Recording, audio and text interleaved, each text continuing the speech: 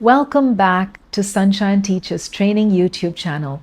Today, we're talking about something that sounds simple, but it's actually such a beautiful and powerful concept in Montessori.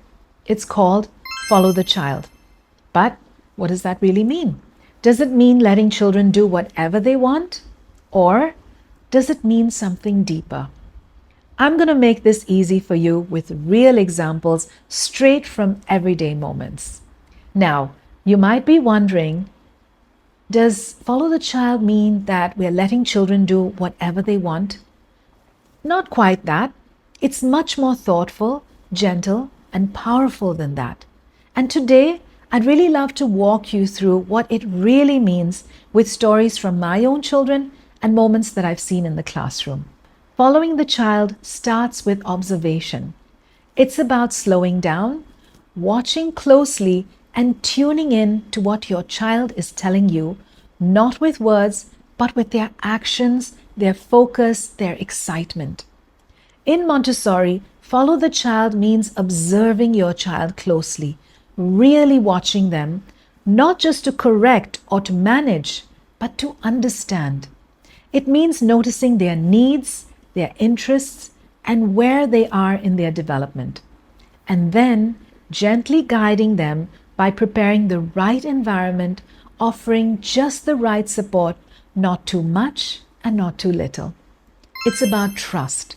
Trusting that your child has an inner drive to learn, explore, and grow, and that our role is not to push them along or to pull them back, but to clear the path and walk beside them. Let me tell you a little story from when my boys were toddlers. One afternoon, I saw one of them, and I still remember this so clearly. He was holding a cup of water, eyes full of concentration, trying to pour it into another cup. Now, my first instinct, of course, was to jump in and say, "Careful, you're going to spill it." But I paused and I watched.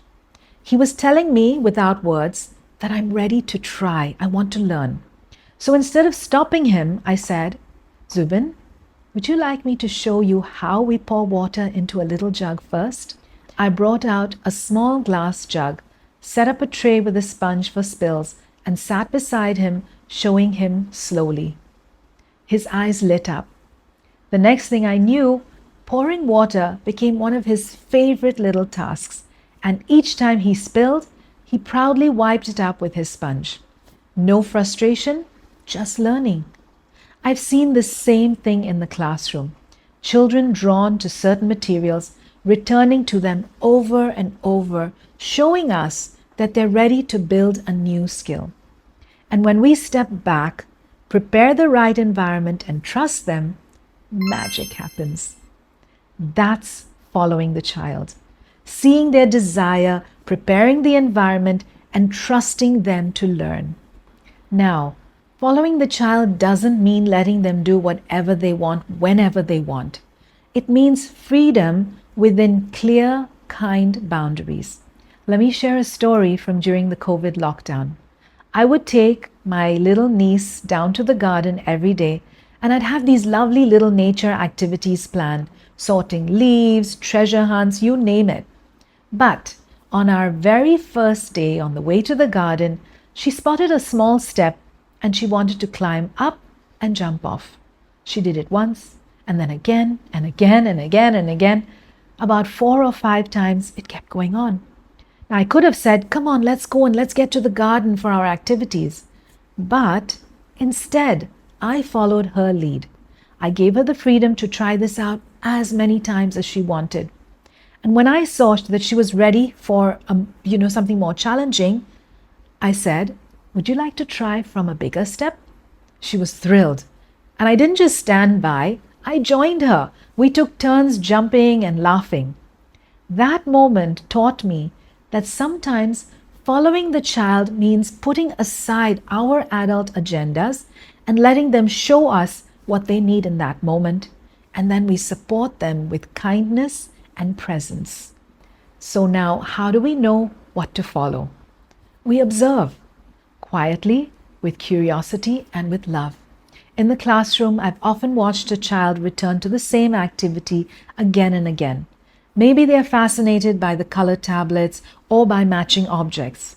But one moment that really stayed with me was when I observed a 2-year-old boy repeat a sieving activity 3 or 4 times over a period of 45 minutes. He did it with so much care and precision, and his concentration was so deep. It was truly incredible to see that a child so young could do this. I was totally blown away. Seeing this, I decided to build on his interest, and I arranged similar activities to encourage and follow his interest. I set up activities like different kinds of sieving tasks using sand and gravel, larger grains and smaller grains, and water with small floating objects. These activities allowed him to refine his coordination, concentration, and precision, building on his fascination with sieving. At home, maybe your 3-year-old keeps asking, "What's that number?" and pointing to numbers on doors, signs, or clocks. That's a sign for you.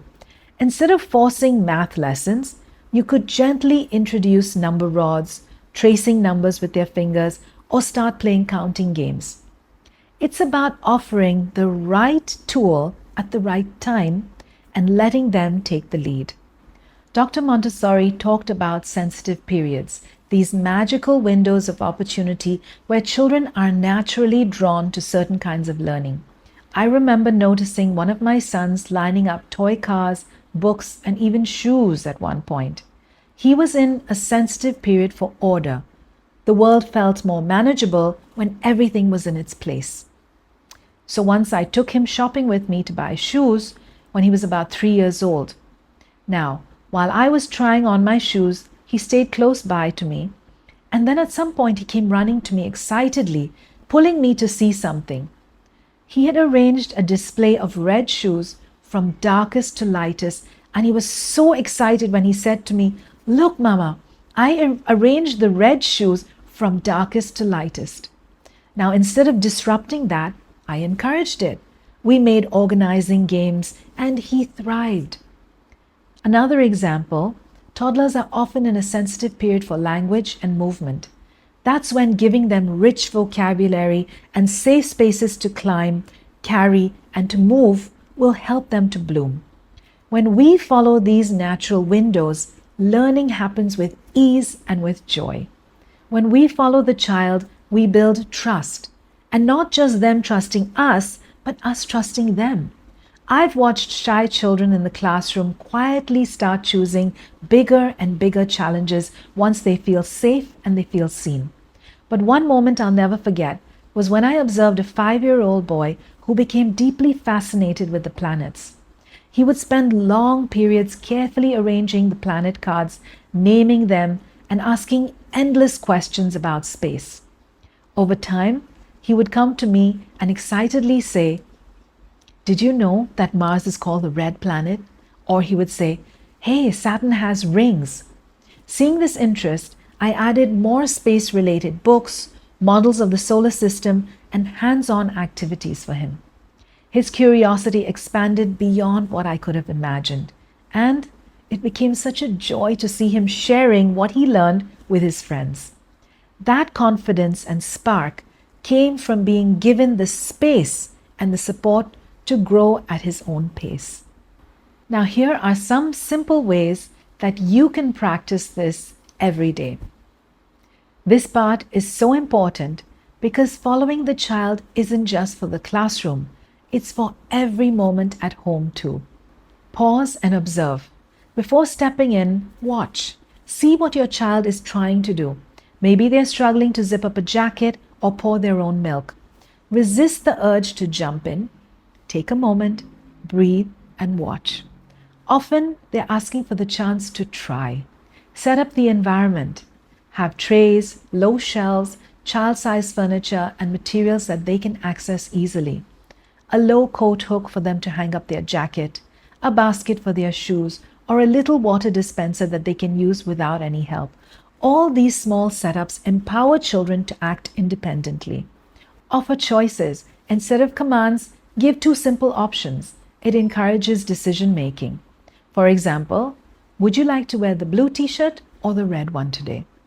Choices help children feel respected and heard, and they learn to make decisions for themselves. Respect mistakes. Spills, dropped objects, little accidents, they're part of learning. Smile and let them try again. Keep a cloth nearby for them to wipe up spills on their own. The message you give them is, mistakes are okay. You're capable of fixing it.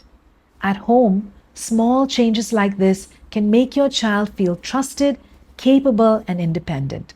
And when you step back, trust, and let them try, you'll witness growth in ways that will surprise and delight you. If you'd love to learn more about how Montessori works and how to bring these beautiful principles into your home or into your classroom, we'd love to help you. At Sunshine Teachers Training, we offer simple, self-paced Montessori courses that guide you step by step. We have both diploma and non-diploma courses covering everything from Montessori for babies all the way to elementary school. Our courses are fully online and self-paced, so you can learn in your own time from anywhere in the world.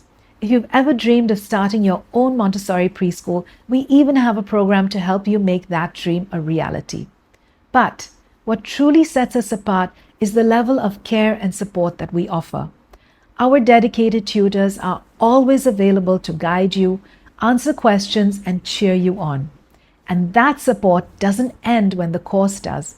We offer lifetime support to all our graduates. Montessori is not just what we teach, it's what we live and breathe. We believe so deeply in this philosophy, and we want every child to experience its magic. That passion drives everything we do at Sunshine Teachers Training. I hope that this video has left you feeling more confident and inspired to follow your child's lead. If you enjoyed this, please give it a thumbs up, share it with a fellow parent or teacher, and don't forget to subscribe so you don't miss any of our future videos. I'll be back soon with more simple, practical Montessori tips that you can easily bring into your daily life. Until we meet again, trust, observe, and enjoy the little moments, and have a beautiful day.